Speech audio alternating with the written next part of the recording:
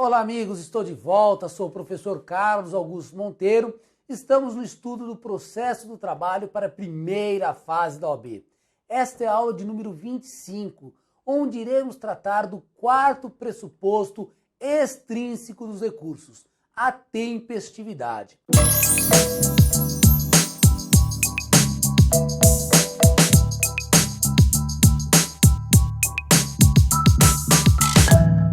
Aula passada, mostramos qual é a divisão dos pressupostos recursais, pressupostos intrínsecos, pressupostos extrínsecos. E os pressupostos extrínsecos se dividem em 5. Os 3 primeiros nós já tratamos e o quarto pressuposto extrínseco é a tempestividade.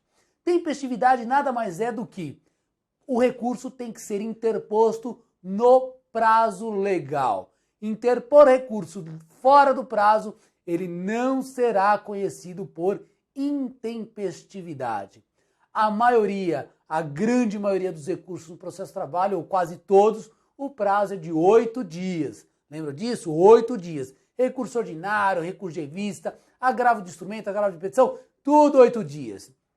Exceção a esse prazo, os embargos de declaração, que o prazo é de 5 dias. Ok? Muito bem.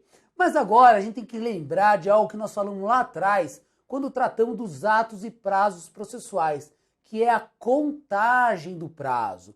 A contagem do prazo passa necessariamente por analisar novamente a súmula número 1 do TST. Então, colocaria a súmula número 1, vem aqui para o quadro, olha lá.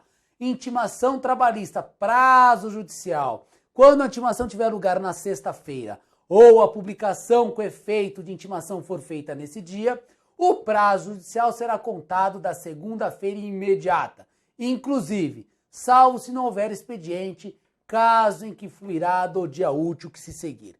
Volta aqui para mim, já falamos dessa súmula, traz regrinha clássica da contagem de prazo processual para todos os fins, principalmente para a interposição do recurso. Publicou hoje, começa a contar no primeiro dia útil subsequente. Se o dia seguinte for dia útil, maravilha, será o primeiro dia do prazo e aí corre seguido até o último dia.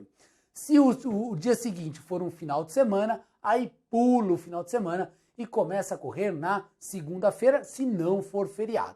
Ok? Você já sabe disso, tá na súmula 1, não tem erro.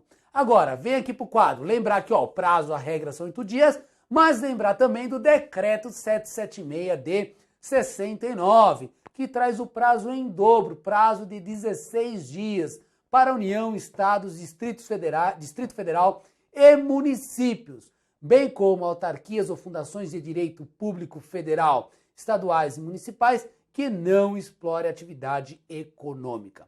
Volta a imagem aqui para mim, por que prazo de 16 dias? Porque em dobro, prazo é em dobro. Já falamos isso e aqui eu reitero. Cuidado com a pergunta lá. O INSS, qual o prazo do INSS recorrer? 16 dias. O prazo é em dobro, ok? Muito bem, falamos da súmula 1, agora mudamos lá para a súmula 262. A súmula 262 pacificou o entendimento, uma grande discussão na doutrina e na jurisprudência. E eu quero lembrar você que se está pacificado em súmula, em OJ ou dispositivo de lei, vai ser perguntado para você. O que o examinador da ordem gosta é texto da lei, súmula e OJ. Então coloca aí a súmula 262. A súmula 262, ela traz o item 1 que diz assim: intimada ou notificada a parte no sábado, o início do prazo se dará no primeiro dia imediato e a contagem no subsequente. Volta a imagem aqui para mim, importante, esse item 1 da súmula é muito comum no processo de trabalho, quando a parte é intimada da sentença pelo correio. Se ela é intimada pelo correio, se ela recebeu a intimação no sábado, diz a súmula 262, item 1, o prazo dela só vai começar a correr na terça-feira. Por quê? Porque se recebeu no sábado, considera recebida na segunda. E a segunda, como dia da intimação, não é computada na contagem. Primeiro dia é na terça. Então, atenção para isso, hein? Atenção! Recebida a intimação ou notificação no sábado, considera-se recebida na segunda. Então, não considera a segunda para contagem de prazo. O primeiro dia útil subsequente, que será o primeiro dia do prazo. Cuidado, porque quando cai na OAB, a alternativa A vem dizendo primeiro dia é segunda-feira. E um monte de gente assinala esta alternativa que está errada, ok? Volta para a tela aqui, item 2 da súmula 262. Olha lá, o recesso forense e as férias coletivas dos ministros do Tribunal Superior do Trabalho suspende os prazos recursais. Volta aqui para mim, recesso forense. A gente sabe que no final do ano, lá para o dia 20 de dezembro até o dia 7 de janeiro, a Justiça do Trabalho entra em recesso. Pergunta que vai ser feita para você na prova. O que ocorre com os prazos durante este recesso? A resposta está no item 2 da súmula 262. O prazo fica suspenso. Suspende o prazo. Qual a diferença de suspensão e interrupção? Você nunca mais vai esquecer. Suspensão vai ser contado só o que sobrou. S de suspensão, S de sobrou. Olha só, no dia que suspendeu já correram 3 dias do meu prazo. Quando voltar, eu desconsidero os 3 dias. Só computo aquilo que sobrou. Então, se eu tenho 8 dias para recorrer, eu só terei aí mais 5 dias. Tudo bem? Então, suspensão é só o que sobrou. O que é diferente de interrupção. Interrupção, eu terei o prazo por inteiro. E de interrupção, e de inteiro. Eu terei o prazo novamente por inteiro. Então, quando ocorrer um motivo que interrompe o prazo, eu terei novamente o prazo por inteiro, novamente para praticar o ato. Tudo bem? Não confundam isso. E recesso da Justiça do Trabalho e férias coletivas dos ministros do TST é causa de suspensão dos prazos. Tudo bem? Muito bem. Agora, nós temos que lembrar, quando a gente fala de intempestividade, nós temos que lembrar, sempre vem na nossa cabeça a interposição do recurso depois do prazo. Tem 8 dias para recorrer. Se eu protocolar no 9º, no 10º ou daí por diante, o meu recurso não será conhecido por intempestividade. Agora, a pergunta que vai surgir para você é: e se protocolar o recurso antes de começar o prazo?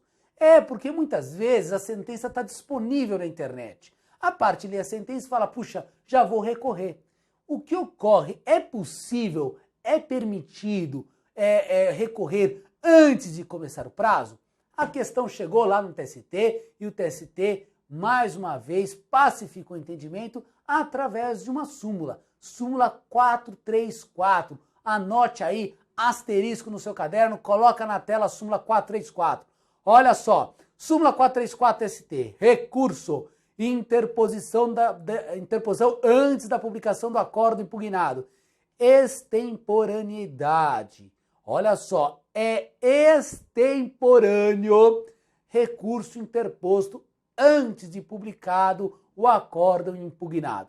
Volta a imagem aqui para mim. Então, cuidado, recorrer antes de começar o prazo também é causa de extemporâneo. O recurso não será conhecido. A tempestividade exige que o recurso seja interposto dentro do prazo. E dentro do prazo significa após a publicação.